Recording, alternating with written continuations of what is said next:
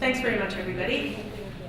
So my name is Lisa De Carey, and I'm a member of the Vancouver branch of the International Socialists. And I'd like to welcome you all to this final session of Marxism 2018, which, as you know, is titled Year of Revolt, 50 Years Since 1968, and I'll be your chair. Before we start, I'd just like to make a territorial acknowledgement. You probably know by now, if you've been to any sessions, this land is the territory of the Huron-Wendat and the Mattoon First Nations, the Seneca, and more recently the Mississaugas of the Credit River. And the territory was the subject of the Dish with One Spoon Wampum Belt Covenant, an agreement between the Iroquois Confederacy and the Ojibwe and Allied Nations, who decided to peaceably share and care for the resources around the Great Lakes. And today, the meeting place of Toronto is still home to many Indigenous people from across Turtle Island. And we're so grateful to have the opportunity to work in the community on this territory. And this is not just an acknowledgement we read out, but this is something that we wholeheartedly believe in. And our speakers today, we have four, and they are, my apologies, before I tell you about our speakers, I want to tell you a little bit about tonight's program. And of course, my cell phone has decided to go to sleep. And technology is so wonderful. Because this is a little different from some of the other sessions, and so we wanted to just give you a little bit of background. So across the globe, 1968 was a year of mass resistance and protest by students and workers against war, oppression, and imperialism. It was a year which broke the chains on the minds of many people, leading them to believe that society could be completely changed, that they could indeed demand the impossible, from the barricades in Paris to college campuses in the US, to the streets of Ethiopia and Japan. The swell of resistance brought millions of people into the streets to challenge the capitalist system. It was a revolutionary moment. So the four speakers will all be addressing this topic, and I'll just tell you a little bit about who they are.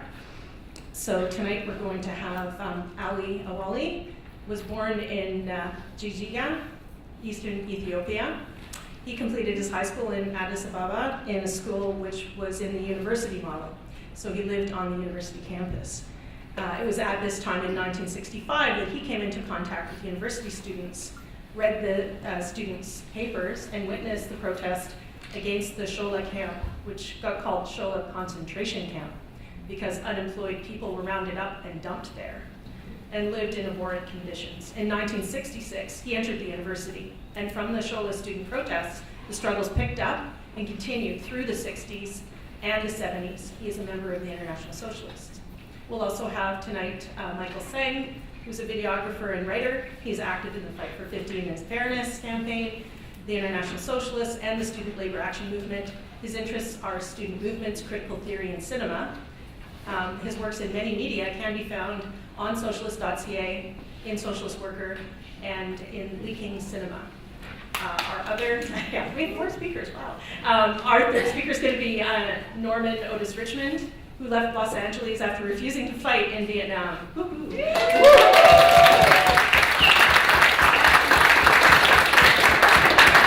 Because he felt like that like the Vietnamese, Africans in the United States were colonial subjects.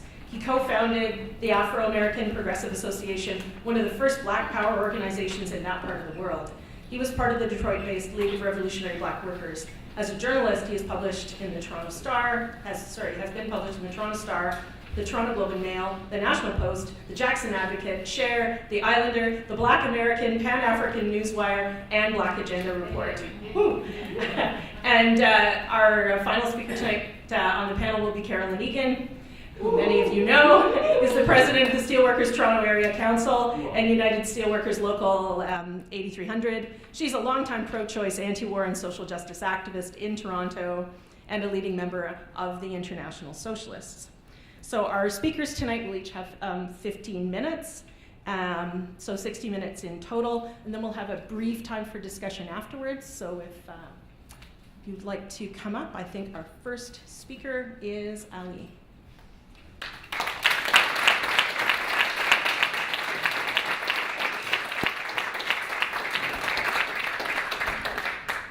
Thank you very much. Well, as the introduction says, I was born in Ethiopia. Well, let me first give you what Ethiopia looked like in the 1960s. It was a class society with an aristocracy class at the top, a large feudal class, and a modern section of production, which included a working class. At this time, in the 1960s, also the University College of Addis Ababa got expanded, and modern education was introduced. The first teachers of the university was the Canadian Jesuits. Now, they were very conservative. I'm going to start from there. The Jesuits, of course, they were very strict. They were not even allowing students to whistle. So students start asking for some kind of independence, at least to whistle. Well, I'm just saying that. So what happened is the Ethiopian students wanted to have their own paper, independence, and also freedom of expression. So they start challenging the establishment in the university to have their paper. It was allowed, then they got the first News and Views.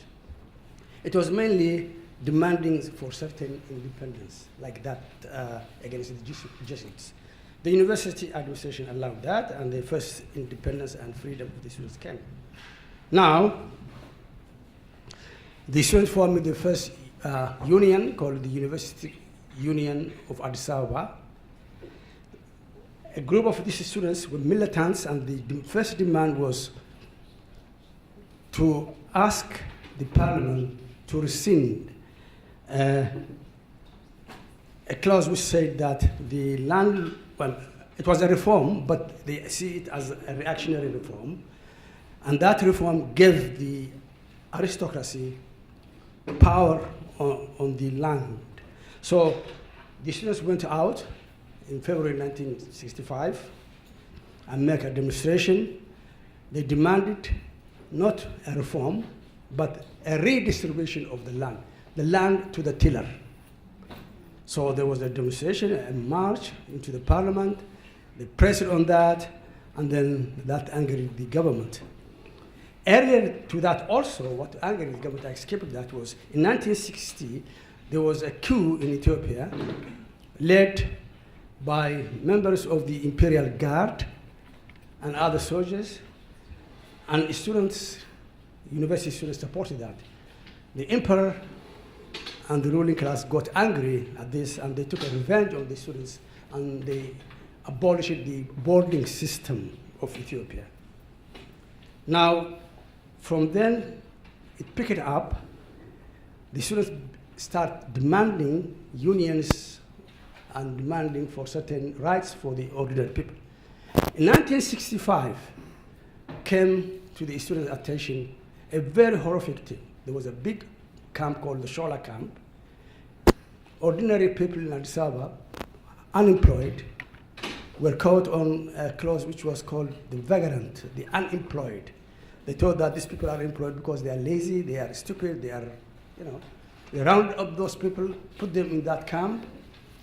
It was very horrific, very horrific. So the students found out that, and there was this Shola camp. The students named that camp the Shola camp concentration. A very big demonstration. That's the time I went to the university. The students went to the camp, make a demonstration, and got sympathy from the city, the people of the city. Now the government caved in, abolished the camp, and that was the first victory of the Ethiopian students. The camp was abolished, and then people were free. Now, then it picked up. 1966, as we heard, the first anti-imperial demonstration came. In 1960, there was the unilateral declaration of independence of Rhodesia. Ian Smith declared Rhodesia is to be part of Britain. So the students break asunder from the camp, make a big demonstration in the city, went to the British embassy, to the OAU, and demanded for free Rhodesia. So this was the second anti-imperialist element, the first anti-imperialist demonstration. Then came 1968, again, a large number of the Ethiopian students. I passed one very big, significant demonstration. In February 1965, a large number of students make a demonstration, went to a place called Mercato. Mercato is a place not only merchants, it's an Italian word. When the Italians, it's a business center.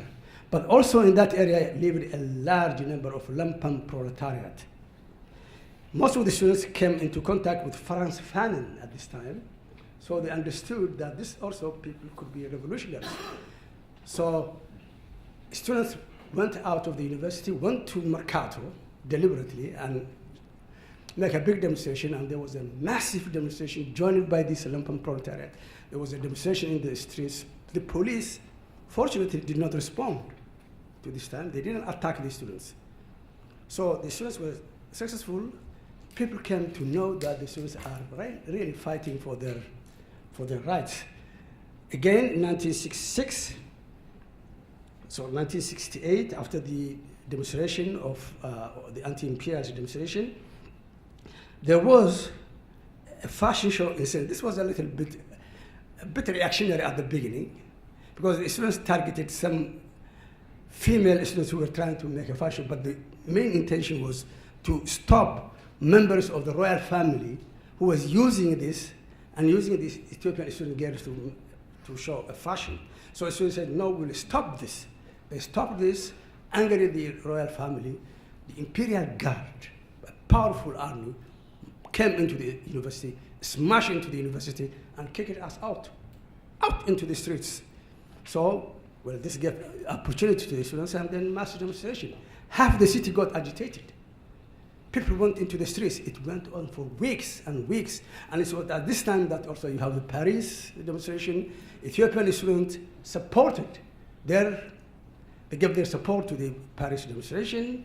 We hated it, and we were discussing in all the streets, but most of the time we were not in the university, we were out. People used to board us. They were sympathetic with us. So the 1968 demonstration, the fact that the army kicked us out of the university, led into the agitation of the city, and half of the city, in fact, joined it. People became sympathetic.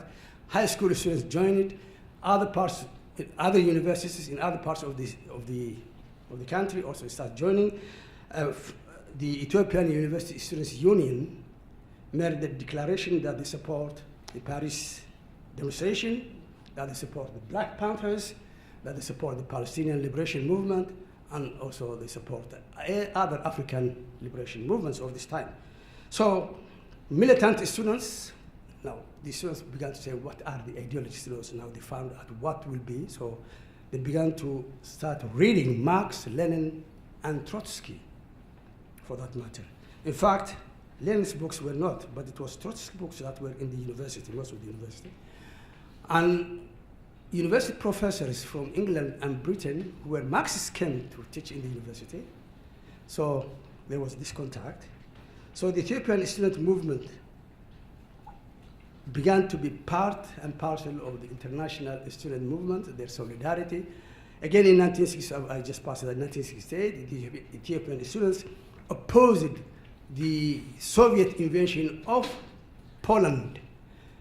Now here, Ethiopian students were not sympathetic with the Soviet Union, to tell you. They were more towards China and Mao's. They studied Che Guevara's books and ideology, ideas. Fanon was also another influence, so militant students began to take the leadership of the Ethiopian student movement. The government came to know that this is going to go further.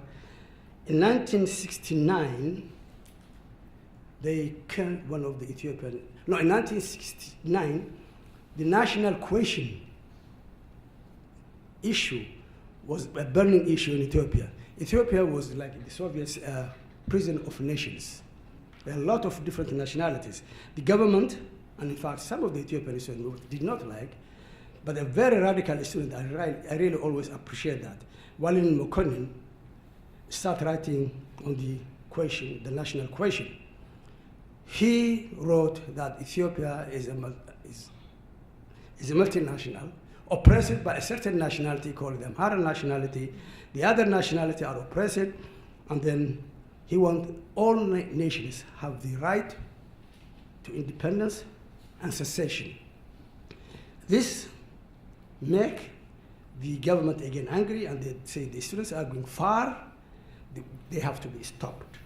In 1969, they murdered one of the Ethiopian students. Murdered an Ethiopian student.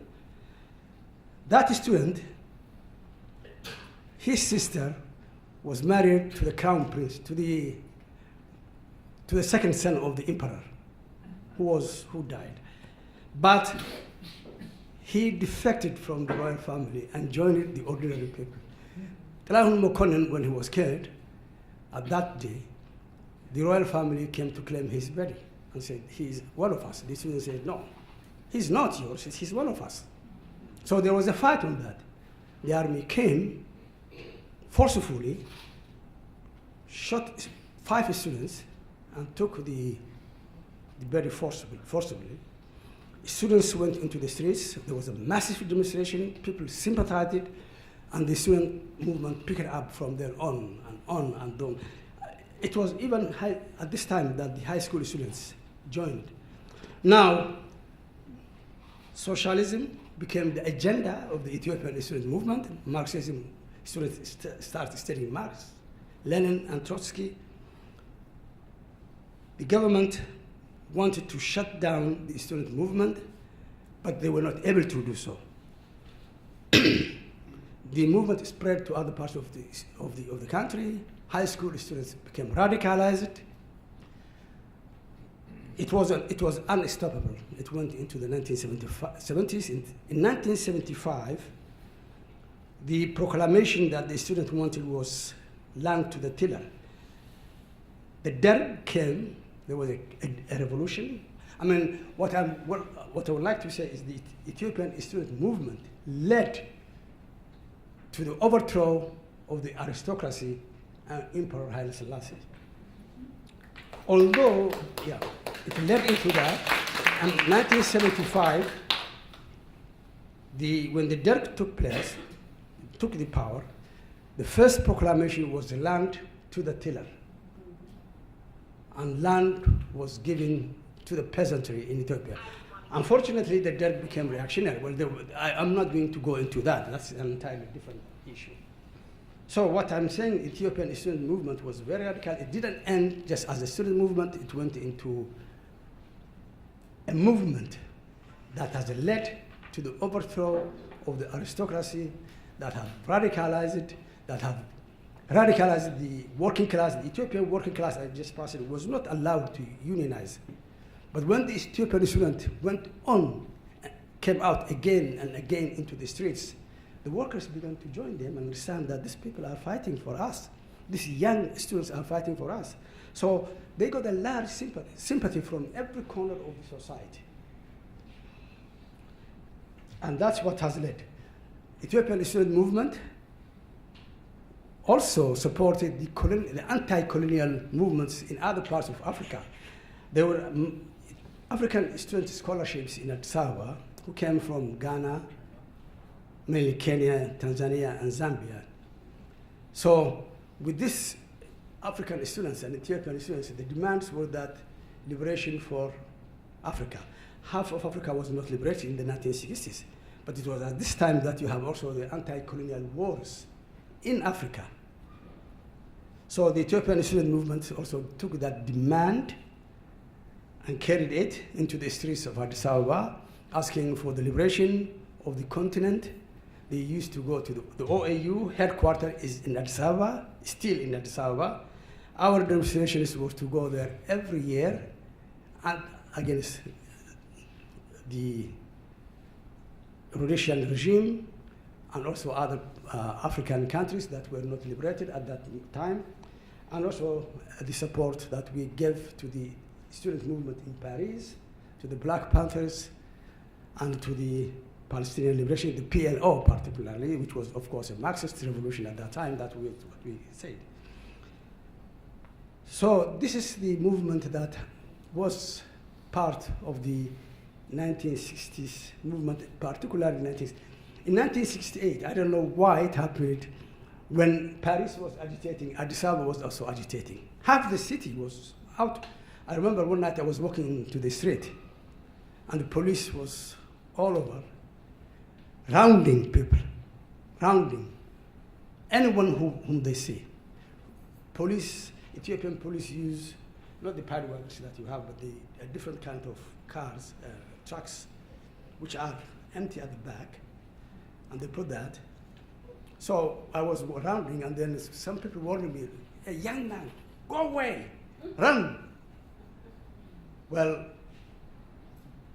I'm speaking out of experience, I'm getting a little bit emotional because it was 50 years ago. And again, in 1968, the Ethiopian students demanded education to the poor. Education to the poor. The government education is free, but they start asking for a fee, and the Ethiopian poor were not able to afford that. They cannot send their students to the universities, they cannot send students to the high schools. So education to the poor, we went to the place called Piazza. This is the rich area. We make a sit-in demonstration where we say that they will not arrest us all, but they came with all these trucks and they arrested us. They took us to a camp. They kept us there for one night. We came out of that night. 6 months later on, we went again, another demonstration. Well, I will not finish. We just kept on demonstrating until I graduated in 1971 as a teacher. And by the time I went to the high schools were radical. So, the high school students were always going out. I went to a city called Jimma, and that's where the Ethiopian revolution started, in fact. So 1974-75, the revolution started, but it was preempted by the Derg. Unfortunately, most of my friends were killed, murdered by the Derg, hundreds. Very few of those student leadership that I know are alive. 7 of them were killed on the airplane in 1971 on the pretext that they were hijacking, but they were not. One of them was Awali, one of the radical students who wrote the poem against the government and against Haile Selassie, and who wrote the national question that the government did not want. He was murdered, and the government was trying to stop and silence the revolution by killing the leadership.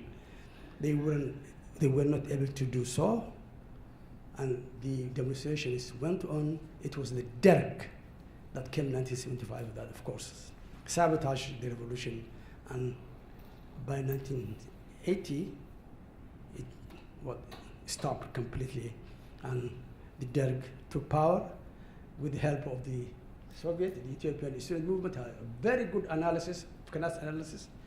They called the Soviet Tony called it, the Ethiopian student called it the ruling bourgeoisie. It was, I'm sorry, I just forgot the name. Yeah, well, they have very good analysis. They saw that the Soviet was a class society, that it was not a working class society. So one of the things that the Soviet wanted to stop the revolution is that because the Ethiopian student understood that the Soviets were not a socialist state, but a ruling bourgeoisie, that's the word. They use not a ruling, they call it a ruling bourgeoisie. So that was their analysis. In fact, one day, okay, thanks.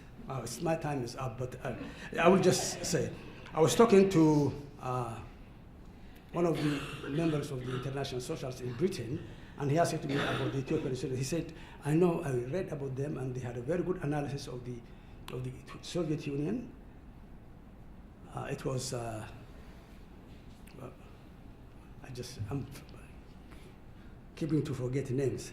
He said the Ethiopian student movement had very good analysis of the Soviet system and the Soviet Union, which was true. They called it the ruling bourgeoisie, not a ruling class, a capitalist class. No.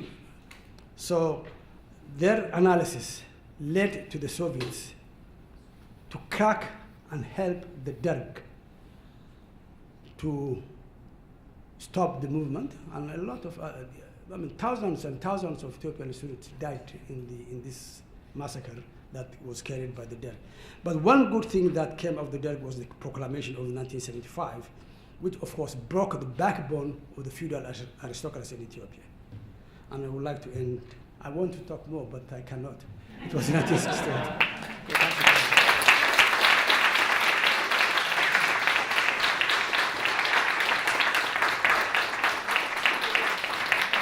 Thank you so much, Ali. Next, we have Michael Tseng, who is just also our tech guy, so just one moment. I think we're good. Good.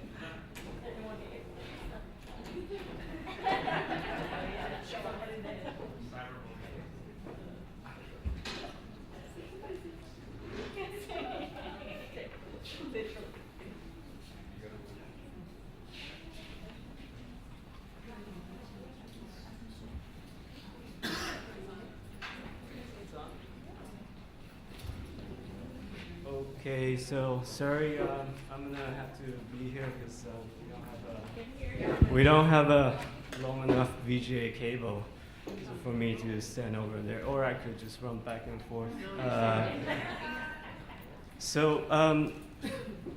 You know, when I found out that they put my name on this panel, I was. You know, it's just like I've always been interested in 1960s and '68, and but if you look at the speakers list, I really don't deserve to be here. It's like, you know, they were there and they organized, and then you get to Michael Tseng, he read about it,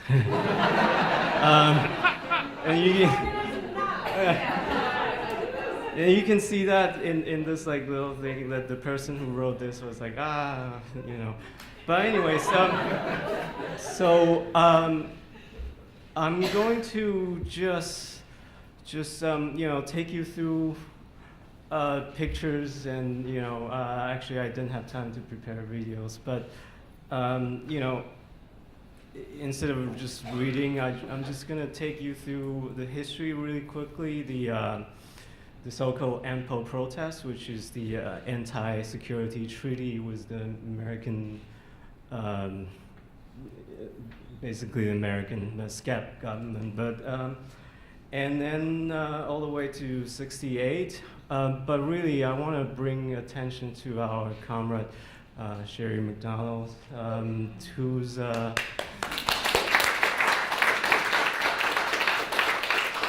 who was actually there in Japan a few years later, like a few years after this history. So I'm gonna put her on spot during the Q&A and see if she would like to say something about this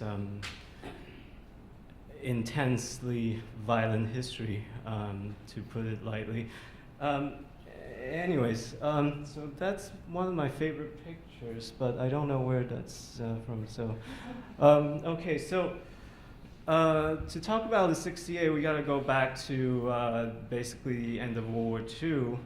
But you know, from late 50s to 70s, Japanese student movement echoed the intensity of its international counterpart, occupying university campuses, protesting against the Vietnam War and the Joint Security Treaty, which is AMPO, and debated philosophy, theory, strategy, and tactics by means of like written media and actual violence against each other.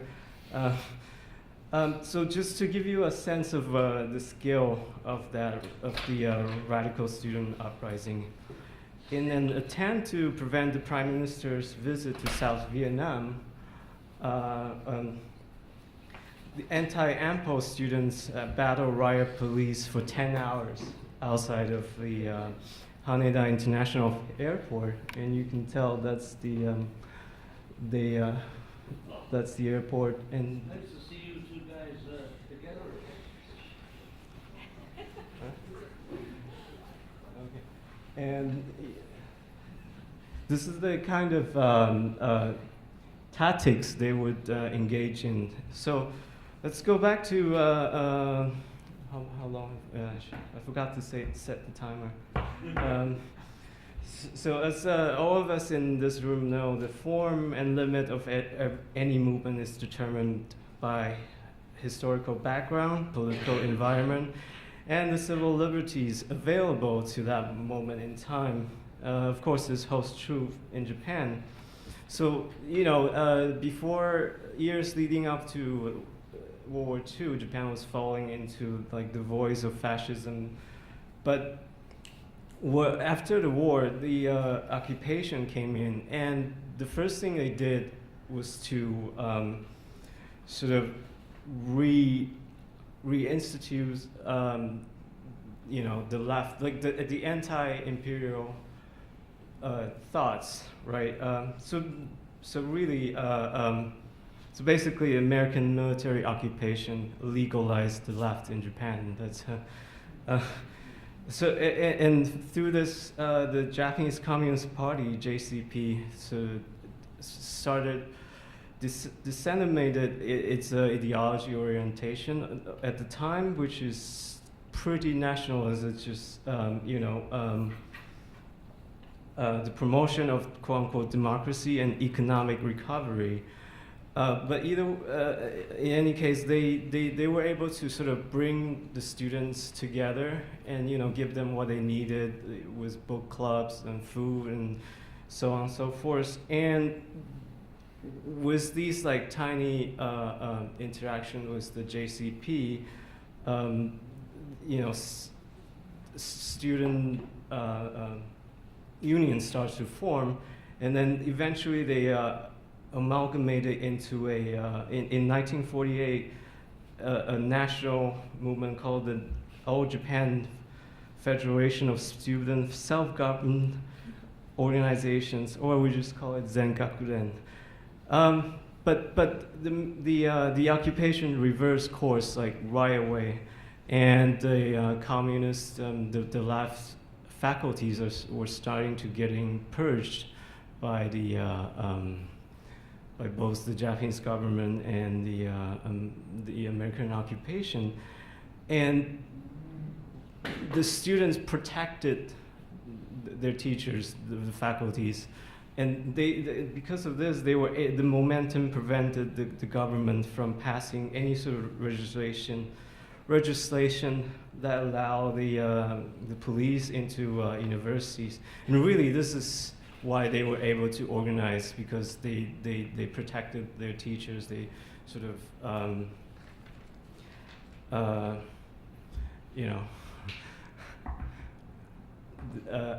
they built up movement. But right away you see like splits inside Zengakuren. They were concerned with the anti-war movement, anti-imperialism, nation state. They were Marxist, Leninists, and Trotskyists.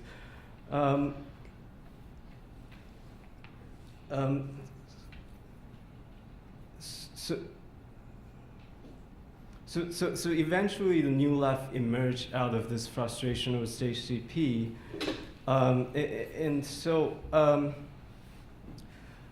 when we get to the 1960 AMP poll, the ruling party of the time, the Liberal Democratic Party, enjoyed an abundance of voter base in farmer, small business, and neighborhood association. And the JCP and the Socialist Party mostly relied on students and labor unionists. At this time, Japan's economic growth really from from basically nothing to all the way to in the 70s becoming the second largest economic entity. So in 1945, 25% of the population lived in the city, but in the 70s, this number led to 72%, and nearly 50% of that number is between age 15 and 34. And sort of the reshuffling of voter base between these this 10, 15 years really could have been, a chance for the JCP to gain momentum, but they didn't do anything. So the students saw the democratic process is to behave on the street rather than in the face of political parties. And by 1968, the pro-JCP sects and the New Left sects expressed their political frustration by means of physical violence. So so you see this is the first anti-EMPO movement where, sorry, go back a bit. So the 1960s, whoa.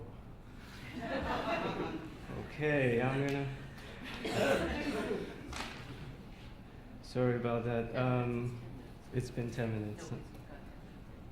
It has been 10 minutes, okay. All right, so we're gonna skip a bit, skip ahead a bit. The EMPO stood for basically return to pre-war, militarist legacy. While this didn't stand well with the student, really it was Prime Minister Kishi's political move when he introduced the so-called police duty performance law bill, which allows free range on student activists. And this elevated their tactics into basically the so-called bodily tactics, which means physical confrontations with the authority with sheer numbers of bodies. As you can see there, that's the Legislative Assembly, Japan, and there's about, I think 20,000 people there, possibly more. So this was so eventually they, we're gonna skip this. Eventually,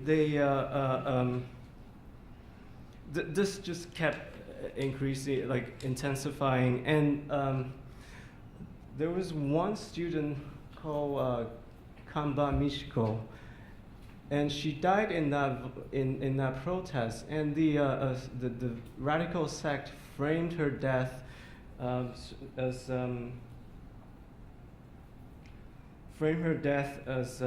sort of as a pro-democratic and anti-capitalist movement in order to equate physical violence by the government to the legacy of Japan's military past and American hegemony. So you see this is a funeral, but they turned it into a protest into a march. And so we're gonna skip right ahead and to 1968, there were two specific incidences that I want to talk about, which is, so that's the one sect having an outdoor meeting, sort of also like an intimidation tactics to the police as well. And you see they're just walking down the street. This is like every day in Tokyo, basically. In 68, walking down the street and taking the train to protest to.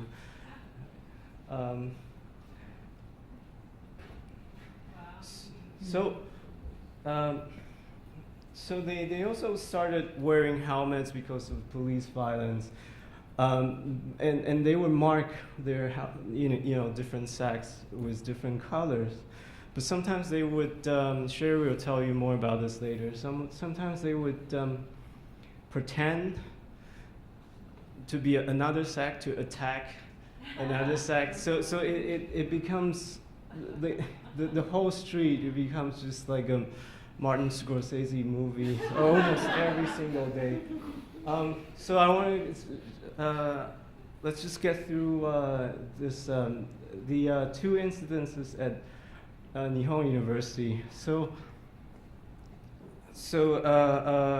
This is Nihon University was the largest private university in the country, and the scandals of embezzlement of 2 million yen of student fee and tax evasion trigger an indefinite general strike, where 35,000 students barricaded the university in 1968. And the administrator was forced to go into the inside the barricade to negotiate, and that's him right there, looking unhappily. And there, they were really occupying spaces, right?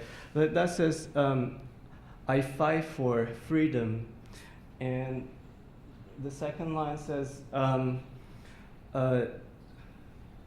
"Is it time?" Okay. The second line says, Nihon University liberated as public toilet.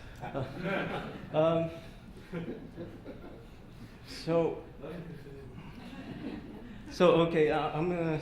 Sorry. You can read this article on. I'm just really bad at public speaking, but you can read this whole thing on Socialist.Ca.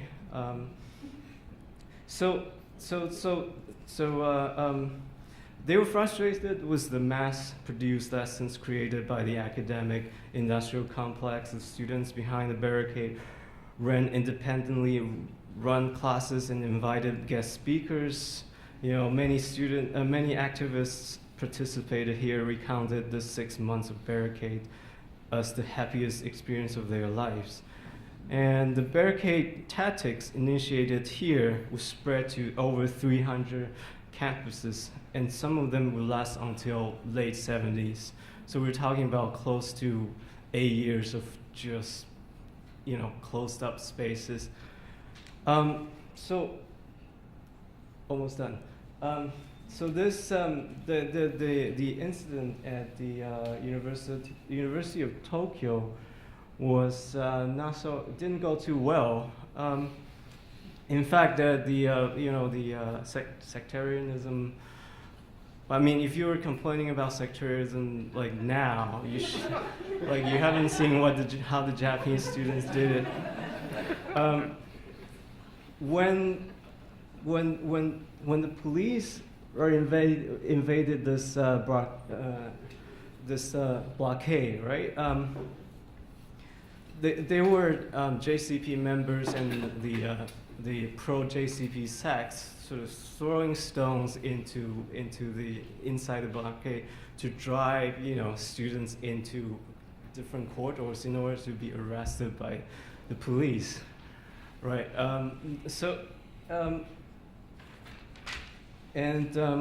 just gonna read this quote. A research assistant inside the blockade appealed to his fellow student. The university industrial complex functions as a factory to produce workers for the private sectors. And naturally, the pro-nation state JCP elites and their pawns wish to end this struggle. And I'm just going to end it right there.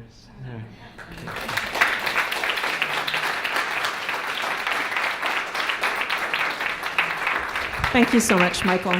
What an amazing story. Next we have our third speaker, Norman Otis Richmond. Is the microphone okay?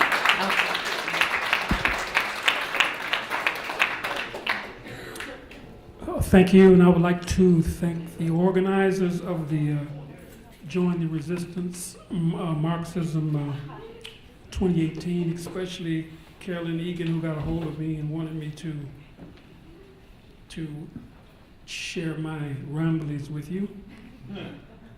1968 was a year that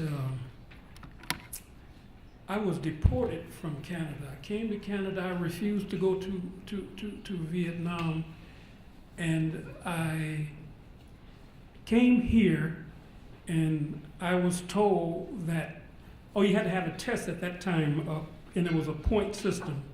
So I was told that I failed the test. And I was supposed to basically go to the border, present myself to the state, and just let them know I'm back. And of course, I would have been put in jail. And I disappeared. And I basically went to Detroit. But before that, I was underground. So I was underground, and I came back to Toronto. I'm underground. And we started a group called the AfroAmerican Progressive Association, which was one of the first Black Power organizations in Canada. And AfroAmerican, there's this new book out about Rocky Jones, who was from Nova Scotia. And according to Rocky, we were following the lead. We used the term Afro-American because we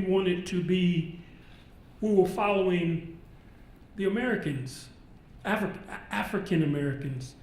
And how we got the name Afro-American, we chose the term Afro-American because Malcolm X had called his organization the Organization of Afro-American Unity, and Afro-American meant from Canada to it meant the Western Hemisphere. And we said the Cubans are Americans. Jose Marti talks about our Americas. And Jesse Jackson, with all due respect, when he came up with that term, African American, he didn't come up with the term, but the New York Times gave him credit for that. There had been people talking about African American forever and ever and ever. So we were using the term Afro-American to talk about the whole hemisphere. And some of the people, one of the people that helped organize the group, one of the prime movers was a guy by the name of Jose Garcia. Jose Garcia was born in Aruba. He could speak English, French, Dutch, Papiamento, and he could speak about 6 languages. And the other person was an older gentleman from Chicago, and he was I was basically the youngest person in the group. But anyway, the first thing we did was we had a tribute to Malcolm X. It was in 1968, February of 1968, and we had it at the home service that's on Bathurst and where the Third World Bookstore used to be.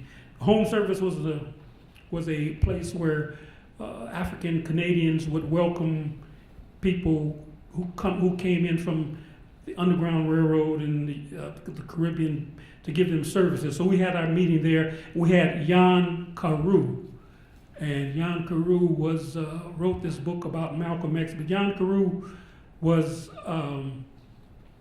he passed away about 3 years ago. And Jan Carew, I can say it now, but he was basically like the Underground Railroad. Anybody that had needed some help, Jan Carew, he hit everybody and helped everybody.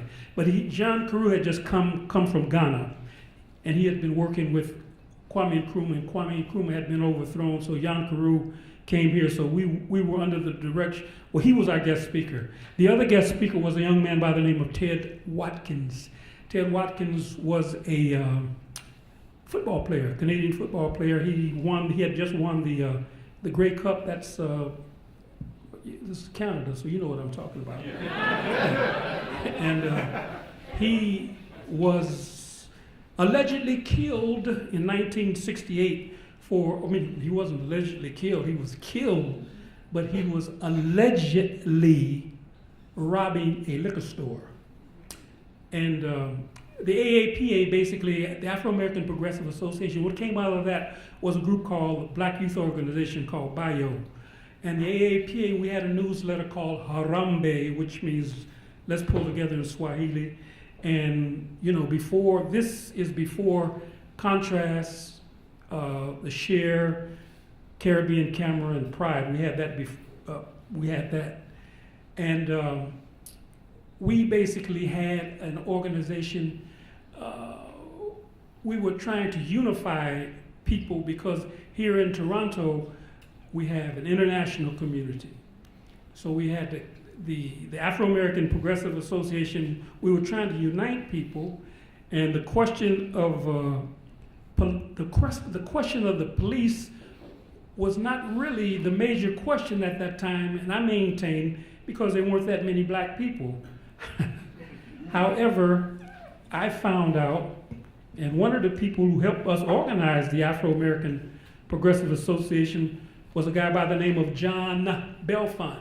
His brother, Garfield Belfont, was murdered by the Toronto police in 1953. Now, John I never heard John talk about his brother. They lived right around the corner, and he was killed right around the corner. But anyway, Garfield Belfont was 14, and he was, from all expectations of him, he was a young man who didn't take crap from anybody. And he was older, the youngest one, but he was the leader. And he was outspoken in 1953. As an African person, you're supposed to behave yourself. And so Garfield was killed, and that happened here in Toronto. And the AAPA, basically, we were trying to bring people together around, basically, it wasn't necessarily just identity, because most of us we attracted a lot of people, a lot of younger people, and we had an anti-imperialist position at that time. At that time, I think I considered myself a Maoist Muslim. I was very, very, very eclectic, and during that period, you were experimenting with everything. Malcolm X was a Muslim, so if Malcolm was a Muslim, something had to be right with it, because Malcolm was like, I'm not religious, definitely not religious, but he was like our Prophet Muhammad or our Jesus or our Buddha. He was whatever Malcolm said at one time. I didn't think Malcolm had said anything that I disagreed with, and Malcolm was a human being like everybody else, so he was definitely not perfect. Now, I was deported from Canada, and I had to go to the United States of America. And I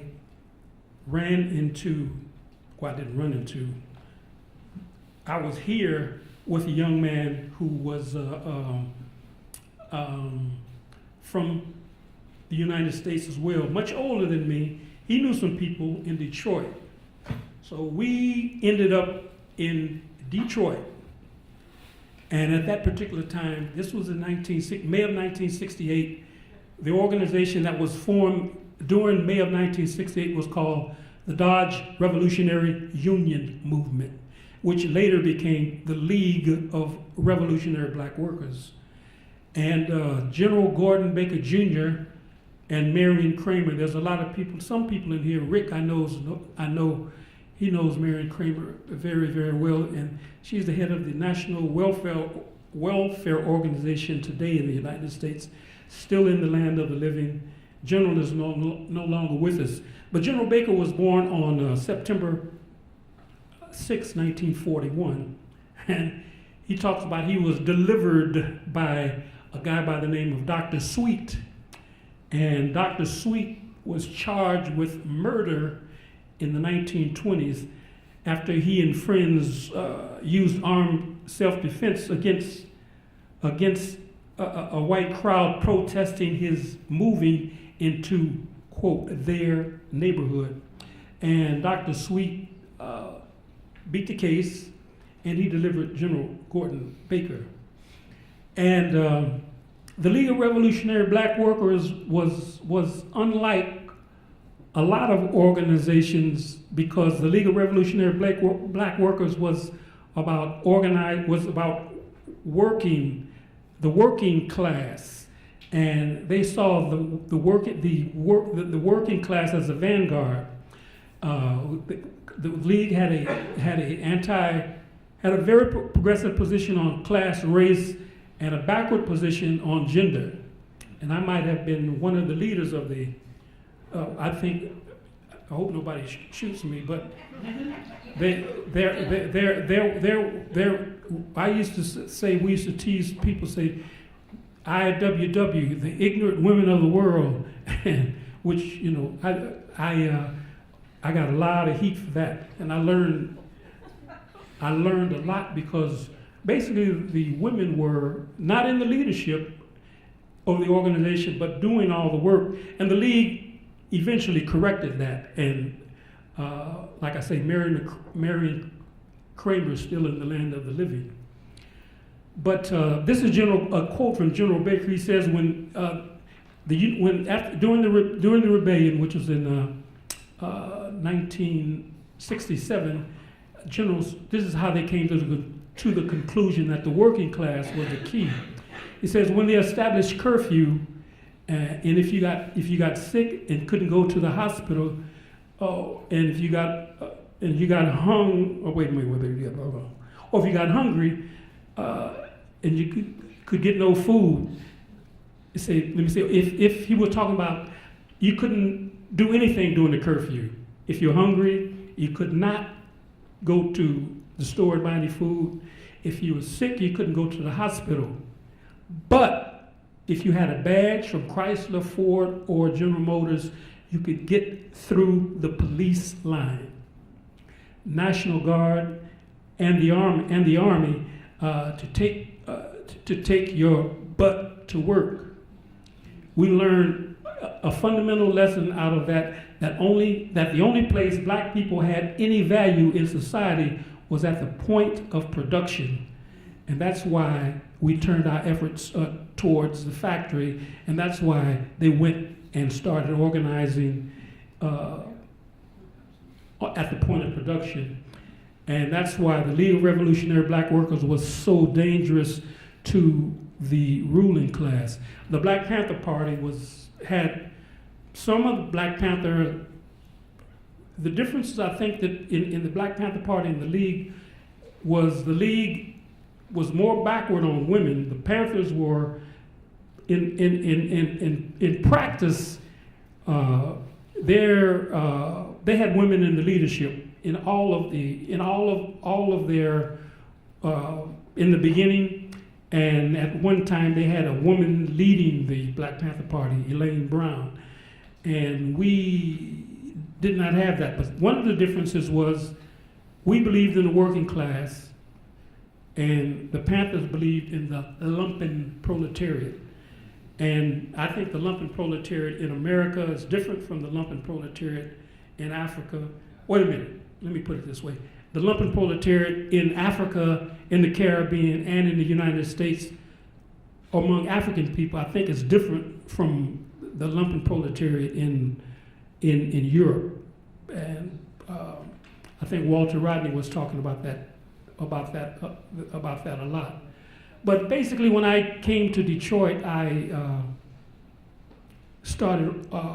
was underground, but I worked a lot around the newspaper. We had a newspaper called the Intercity Voice. And the Intercity Voice was, it started off as a South End. We took over John Watson took over he was the editor of the South End, and he used to take the paper and they would distribute the paper in the plants.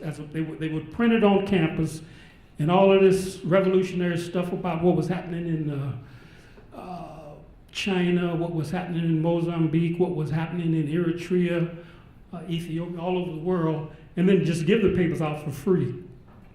And I basically was part of that. And the last thing I wanted to say is that I had to leave Detroit because I was underground.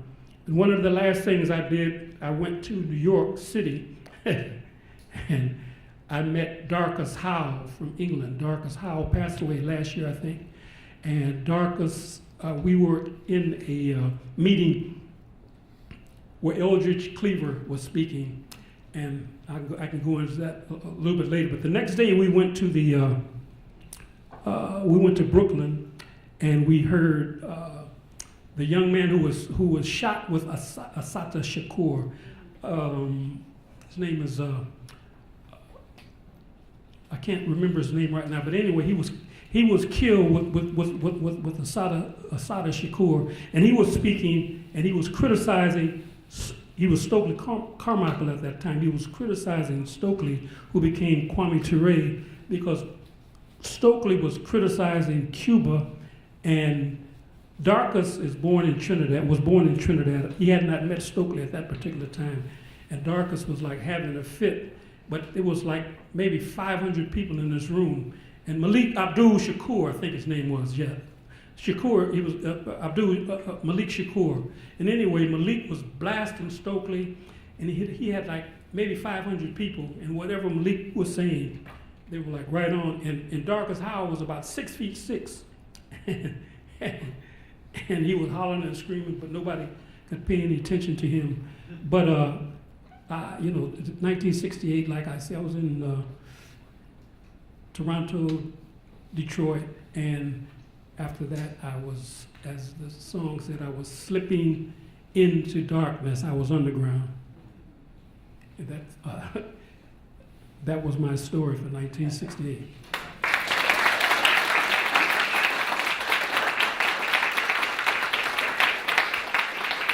Thank you so much, Norman.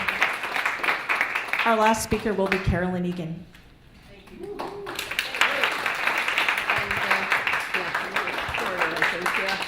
Well, as my brothers, younger and older here, have said, every once in a while there's a period of time that has an impact far beyond what anyone could imagine just a short time before, which always gives us hope for today. And the 60s was very, very much that kind of time when peasant guerrillas in a small Asian nation stood up against the strongest power in the world.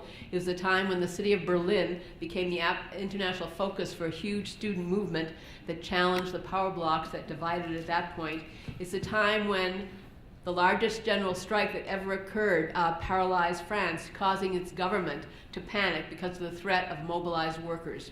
And a time when black people, women and men throughout the United States, as my comrade here was saying, rose up in a revolt against a horribly racist system that oppressed and exploited them for centuries. The 1960s was a product of contradictions which had been developing in the years before it and continued to explode in the decade afterwards. And what happened in those years was part of a worldwide process and has tremendous lessons, I believe, for those who are struggling for change today. Now, capitalism was in its boom years. The jobs were plentiful. You could get a job anywhere. The welfare state was in operation. The class struggle was at a very low ebb generally. There were conflicts in steel and auto plants. There were strikes in the late 50s. There was the Algerian War, the Japanese students, as Michael was saying. But all of these conflicts seem to be being able to be absorbed.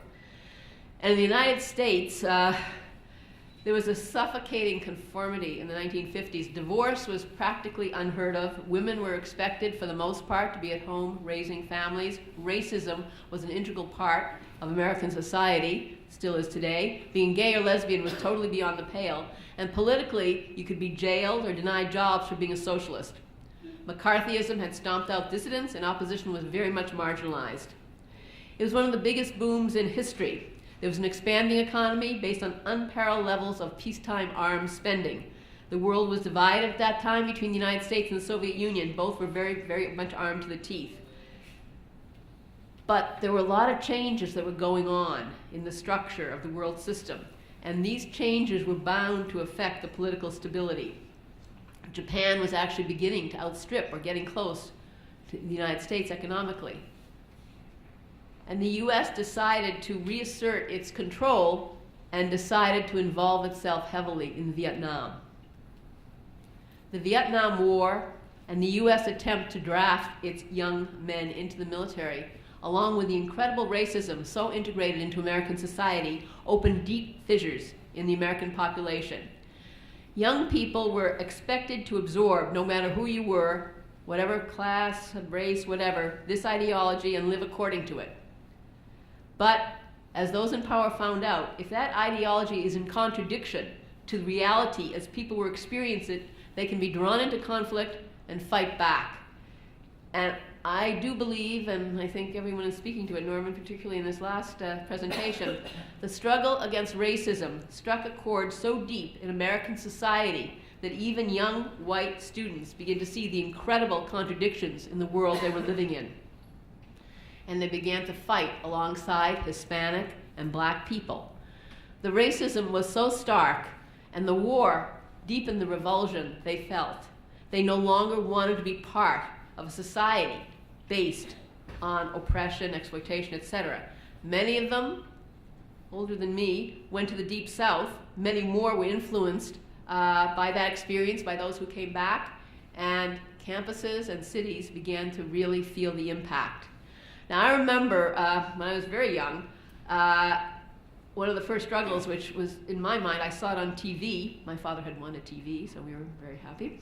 The free speech movement at the University of California at Berkeley. Now, the initial dispute was over freedom of students to organize on campus for off-campus political activities. And the issue was racism. And the students rallied against these restrictions. Mario Savio, a 21-year-old white student, was being expelled for his role in a demonstration that took place 2 months earlier. He spoke at a rally, and what he said echoed the feelings of so many. And this is what he said, or just a small snippet. There's a time when the operations of a machine become so odious, make you so sick at heart, that you can't take part, can't even tacitly take part. And then you've got to put your bodies upon the gears, and upon the wheels, and upon the levers, upon all the apparatus, and you've got to make it stop. And when he said those words, the students who were assembled there at Berkeley went wild. They occupied the campus. Cops were called. They cleared them out. 800 were arrested. The entire student body of 30,000 were totally outraged, and over 80% of them went on strike.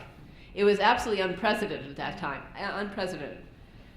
And the student strike, and Michael reminded me of this when he sent me the other day, at Columbia University, in the other part of the country. And it was led by the Black Student Association, and the demonstration was organized by Students for Democratic Society, which was a large grouping at that part. I was a part of it, in support. And it took place in opposition to the university plan. It was an Ivy League school, Columbia, to build a gymnasium in Harlem against the wishes of the black people living in that part of New York City. It was trampling right over their rights. That was the spark. And it shut the university down. I won't go into details. Totally shut it down. And as the years followed, similar protests were taking place at more and more campuses, country to country to country, as generation was radicalizing. And my friends and I, we became active in support of the civil rights movement.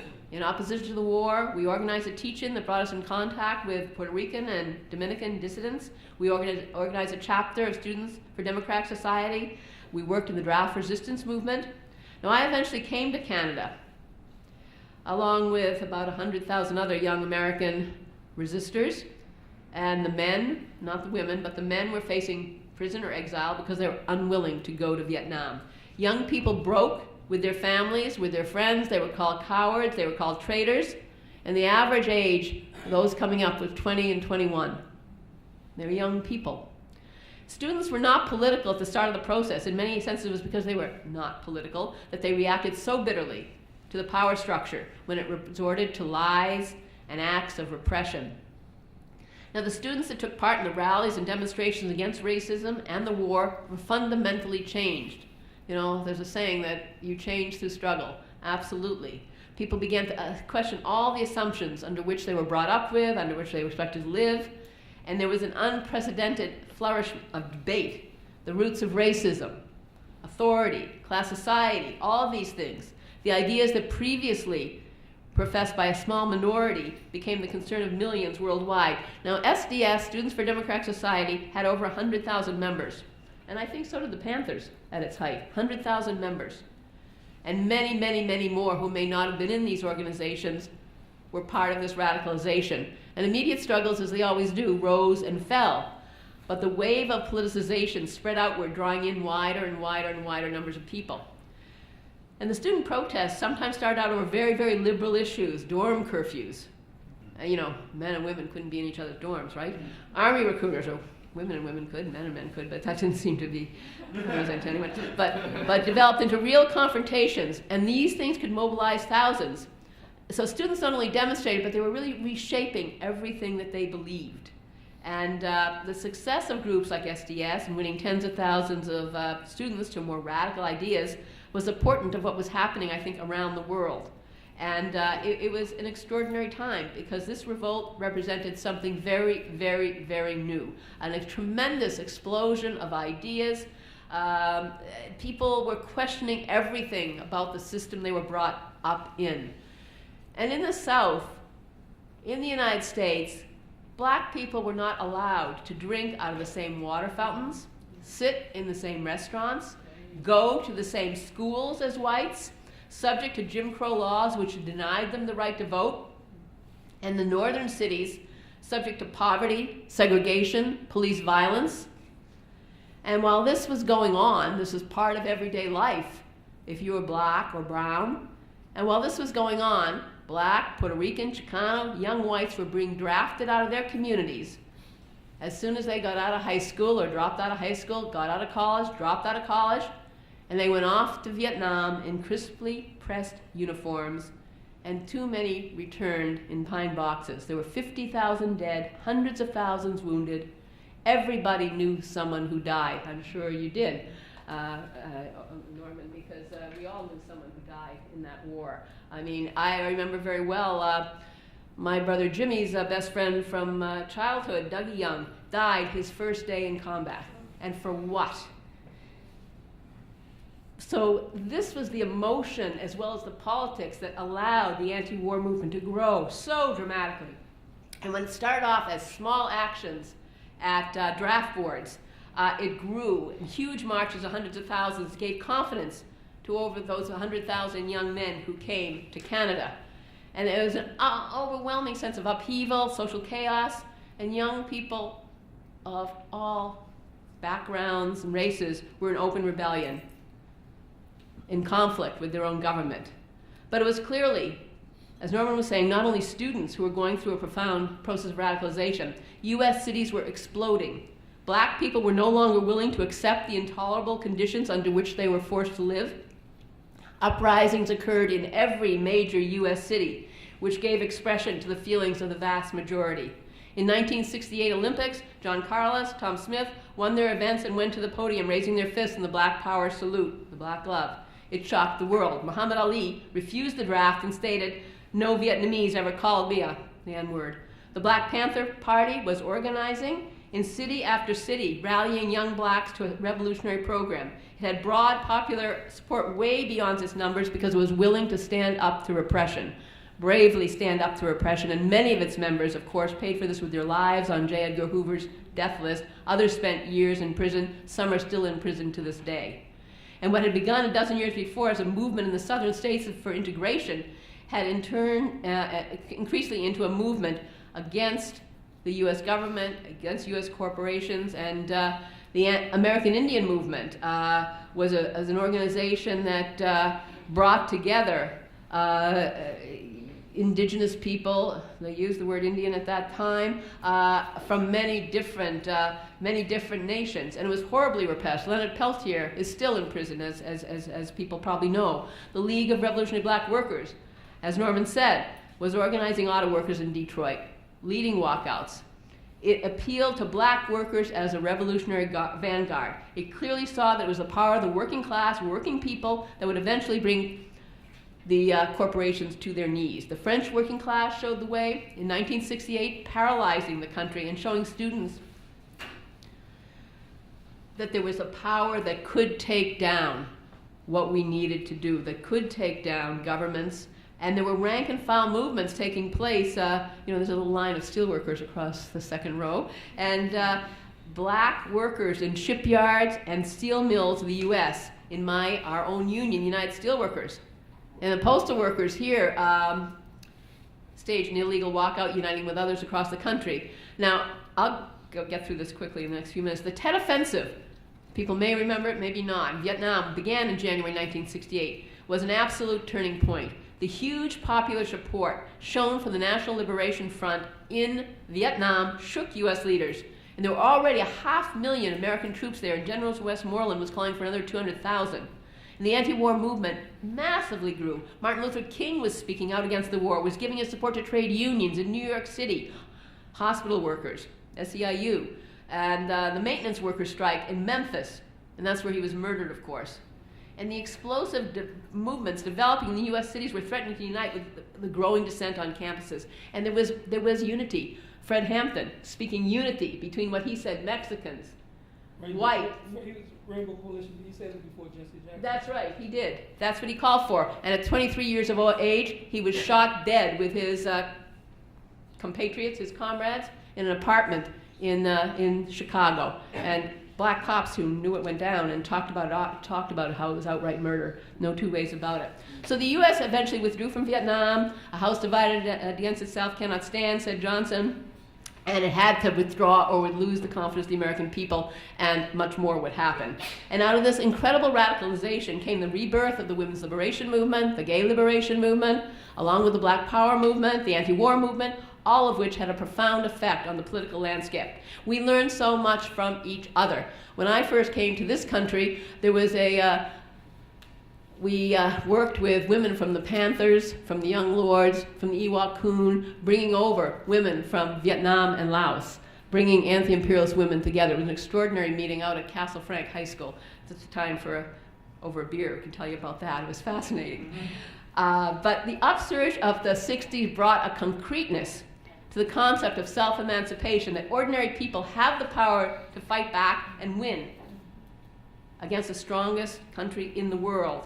The government of France was on the verge of toppling because its workers went on strike. And the students joining with the workers made a huge difference. And so I will just end by saying the real message of the 60s is that there is an alternative. Men and women of color and white, gay, straight, disabled or not, through their own self-activity can transform the world. And I think that message is hugely relevant today in all the struggles we're involved in. And I'm telling you, the 60s, no one expected it a year before, months before, and suddenly it was upon us. So we always have to be ready. We have to organize ourselves. We have to recognize that we have differences, but we will fight together and build the unity that's necessary to bring us a better world. Thank you very much.